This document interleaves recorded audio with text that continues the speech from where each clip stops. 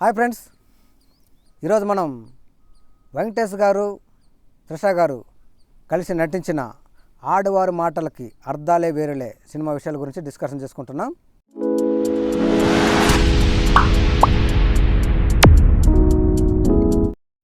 ఈ సినిమాకి సెల్వరాఘవన్ గారు డైరెక్టరు, యువన్ శంకర్ రాజు గారు music director, Shri Sai Deva productions వాళ్ళు ప్రొడ్యూసర్స్.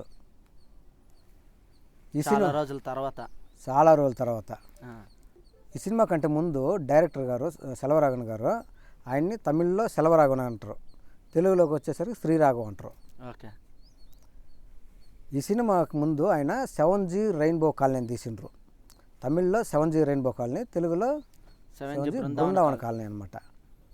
స్టోరీ విషయానికి వస్తే లక్ష్మి తర్వాత చేసిన సినిమా ఇది. లక్ష్మిలో వెంకటేష్ గారు ఎంత పవర్ఫుల్గా కనిపిస్తారో ఈ సినిమాలో అంత సాఫ్ట్గా కనిపిస్తారు. అసలు వెంకటేష్ గారు చేసే క్యారెక్టర్ అయినా అన్నట్టుగా ఉంటుంది అనమాట. ఈ సినిమాలో వెంకటేష్ గారు త్రిష గారు ఒక సాఫ్ట్వేర్ కంపెనీలో ఆమె మేనేజరు. త్రిష గారు మేనేజర్ అయితే అక్కడే ఎంప్లాయ్గా పనిచేస్తుంటాడు వెంకటేష్. ఆ మేనేజరు ఆయన ఎంప్లాయ్గా పనిచేస్తుంటాడు. అది కొత్తగా పోయి ఉంటాడు అనమాట కంపెనీలోకి. అదే వర్క్ చేయడం కూడా కరెక్ట్గా తెలియదు, ఇంగ్లీష్ రాదు. దానివల్ల ఆయనకి అక్కడ త్రిష గారు చీటింగ్ మాట తిడతా ఉంటారు. తర్వాత వచ్చేసి కొద్ది రోజులకి వాళ్ళిద్దరి మధ్య ఒక లవ్ స్టోరీ అనేది స్టార్ట్ అవుద్ది అనమాట. వెంకటేష్ గారికి first one side love start అవుద్ది. తర్వాత చూసిన వెంటనే స్టార్ట్ అవుద్ది. ఒక కారులో నుంచి దిగద్దు అనమాట హీరోయిన్ గారు. ఈ సినిమా ఒక సాఫ్ట్వేర్ కంపెనీ ఒక విలేజ్ బ్యాక్డ్రాప్లో జరిగే ఒక స్టోరీ అనమాట. ఇంటర్వ్యూల పైన ఒక రకంగా ఉంటుంది, ఇంటర్వ్యూలకు ముందు సాఫ్ట్వేర్ కంపెనీలో ఉంటుంది. ఈ సినిమా కథ విషయంలో ఇంకా చెప్పాలంటే కోట శ్రీనివాసరావు గారు క్యారెక్టర్ హైలైట్.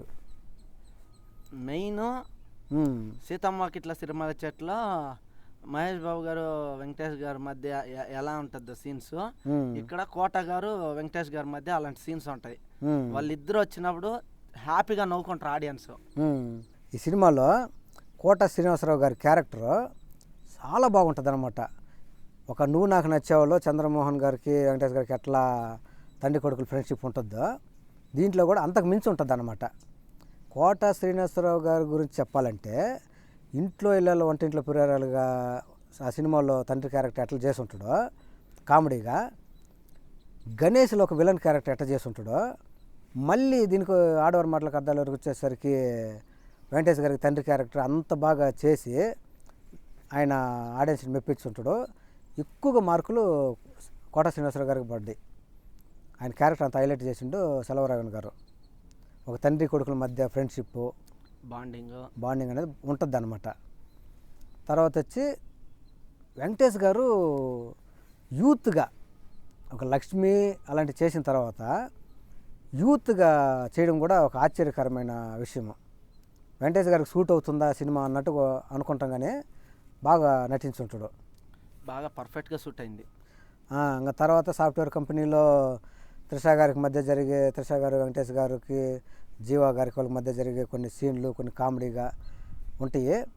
బట్ అక్కడ సాధిస్తాడు. అయితే మళ్ళీ వర్క్ తెలుసుకొనేసి నైట్ అది వర్క్ నేర్చుకొని చేస్తాడు కదా, అది హైలైట్. అప్పటికప్పుడు ఆఫీసులో కోపం వచ్చేసి ఆఫీసులో వెళ్ళిపోయి టక అంత పని అంతా చేసేసి తెల్లవారిన తర్వాత త్రిష గారి దగ్గర మెప్పు పొందుతాడు అనమాట. వెంకటేష్ గారు మారుతూ ఉంటాడు సినిమాకి. ఈ సినిమాలో ఇట్లా కావాలంటే ఇట్లా చేస్తాడు, ఈ సినిమా ఇట్లా కావాలంటే ఇట్లా చేస్తాడు, ఒకే రకంగా చేయడం అనమాట. అదే వెంకటేష్ గారికి ఉన్న ఒక క్వాలిటీ. ఇంకా తర్వాత విశ్వనాథ్ గారి ఫ్యామిలీ ఉంటుంది అనమాట. ఇంటర్వ్యూల పైన విశ్వనాథ్ గారు ఒక విలేజ్ బ్యాక్డ్రాప్లో జరిగే ఒక డ్రామా హైలైట్. అంటే ఇంటర్వ్యూల తర్వాతనే అక్కడ పోయిన తర్వాత వీళ్ళిద్దరి మధ్య లవ్ అవ్వడము, అక్కడ శ్రీరామ్ గారికి ఇచ్చేయాలనుకుంటే క్లైమాక్స్లో వాళ్ళ ఫ్యామిలీ మొత్తం వెంకటేష్ గారికి ఇచ్చేసేటట్టు ఒప్పిస్తారనమాట విశ్వనాథ్ గారిని. అది హైలైట్. ఇంకా తర్వాత విలేజ్ బ్యాక్డ్రాప్లో జరిగే కొన్ని సీన్లు ఉంటాయి కదా, కామెడీ ఉంటుంది. పొద్దున్నది అది వెంకటేష్ గారు చెయ్యాల్సింది కాదు అన్న. వెంకటేష్ గారు అంత పెద్ద హీరో అయ్యండి ఉదయాన్నే అలా మైదానంకి వెళ్ళే ఒక సీను సామాన్యంగా వేరే హీరోలు అయితే చేయరు.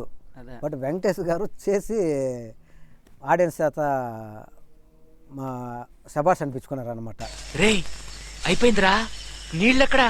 అక్కడున్న ఆకులతో పని కానీ చెరువు దగ్గరికి వెళ్ళా కడుక్కుందాం. ఆకులతోనా? అది విలేజ్ బ్యాక్డ్రాప్లో ఎట్లుంటుందో అట్లే తీసుకుంటారు అనమాట. ఉదయాన్నే లేయడము, వేపాకుతో పసురు తాగడము, మైదానంకి అలా వెళ్ళడము, ఇవన్నీ కూడా ఒక నదిలో అందరూ దిగి స్నానం చేయడము, దేవుడికి దండం పెట్టుకోవడము, ఇవన్నీ కూడా విశ్వనాథ్ గారి ఫ్యామిలీలో ఉండేది ఏమో ఉంటాయి, అన్నీ ఉంటాయి. మధ్య మధ్యలో సుమన్ శెట్టి గారు కూడా కామెడీగా చేస్తూ ఉంటారు. ఒక ఫైట్ ఉంటుంది త్రిశాల జాతరలో ఫైట్. జీవి గారు వచ్చి చెప్పిన వచ్చినప్పుడు ఫైట్ ఉంటుంది అనమాట. ఆ ఫైట్ బాగుంటుంది. ఆ ఫైట్ బాగుంటుంది. త్రిషకి వాళ్ళ ఫ్యామిలీని కాపాడుతారు కదా. ఇందులో కలర్ స్వాతి ఆ సినిమాలో త్రిషకి చెల్లెలుగా ఉంటుంది అనమాట. లవ్ చేస్తూ ఉంటుంది వెంకటేష్ని. సమాజానికి సెల్వరాఘవన్ గారు యూత్కి ఒక మెసేజ్ ఇచ్చుంటాడు దీంట్లో ఈ సీన్ ద్వారా. అమ్మాయి వచ్చేసి చీటికి మాటికి వెంకటేష్ గారితో లవ్ విషయాలు మాట్లాడుతూ ఉంటుంది. లవ్ ప్రపోజల్ ట్రై చేస్తూ ఉంటుంది.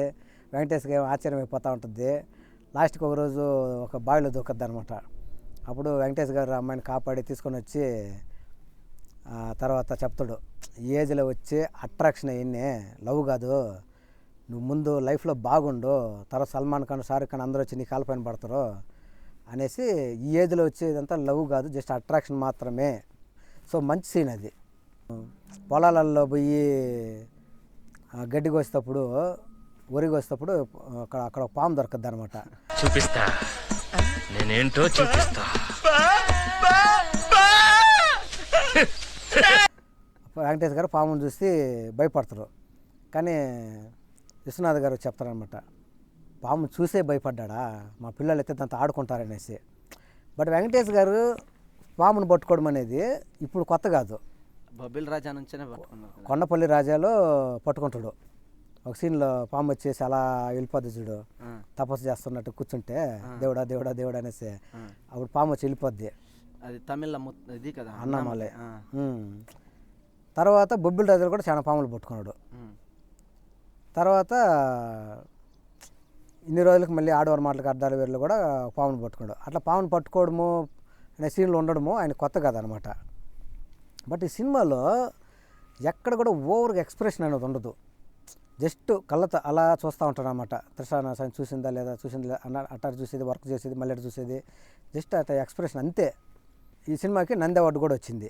నంది అవార్డు అనేది వెంకటేష్ గారికి ఒక ధర్మచక్రం, ఒక గణేషు, కలిసి ఉందాంరా, వాటి తర్వాత మళ్ళీ ఆడవారి మాటలకు అర్థాలు కూడా నంది అవార్డు వచ్చింది. చాలాసార్లు వెంకటేష్ గారికి ఒక 7 సార్లు ఏమో నంది అవార్డు వచ్చింది.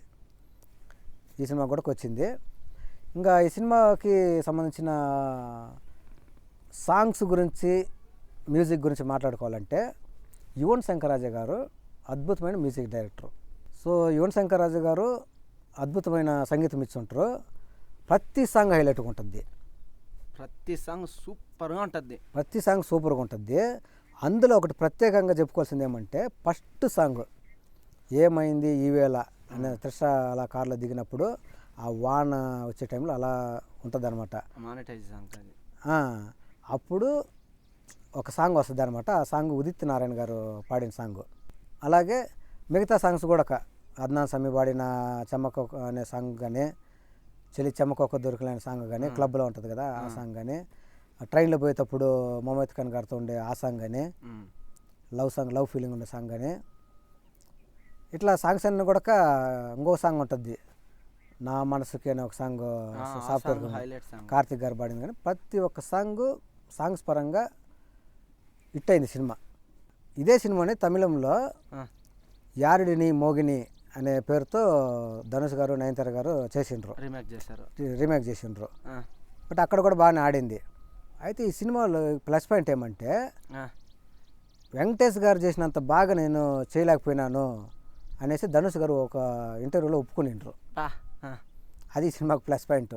ఆయన ఇచ్చినంతగా ఎక్స్ప్రెషన్ కానీ, ఆయనంత చేసిన యాక్టింగ్ కానీ నేను చేయలేకపోయినాను, బట్ కొంచెం మామూలుగా చేసినాను అనేసి ధనుష్ గారు చెప్పడము ఈ సినిమాకు ప్లస్ పాయింట్ అనమాట. అంటే వెంకటేష్ గారిని ఒక లెవెల్కి తీసుకున్న సినిమా ఇది.